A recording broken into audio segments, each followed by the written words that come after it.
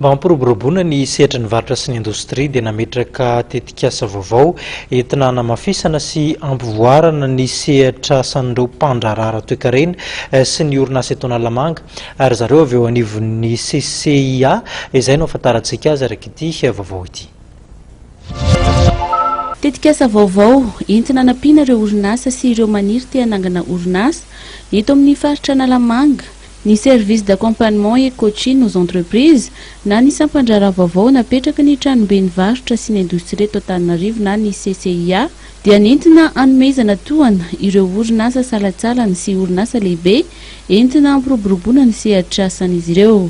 Tohana maro no hita ao anatin'izany. Ao anatin'izay asa iandreketan'izay dia misy service vaovao izay apetraka zany mifanampina ireo service natoana omenan'ny entreprise izay efa natao hatramin'izay.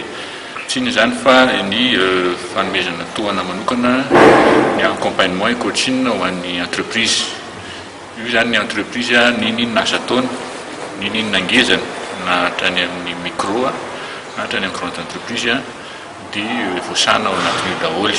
Ao anatin'ny accompagnement coaching io dia mahakasika ny resaka lafiny juridique, dia ny resaka technique, resaka organisationnel, resaka financier, ary fahatelo manaraka izany dia ny fanomezana information économique statistique na commercial ho an'ny entreprise.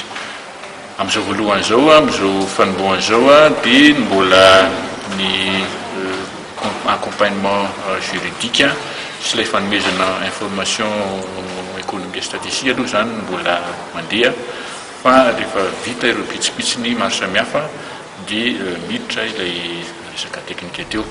Ny orinasa rehetra no afaka manantona ity mpandraharaha ity izay efa miasa amin'izao fotoana izao ka ny talata sy ny zoma no fotoana andraisana ireo orinasa.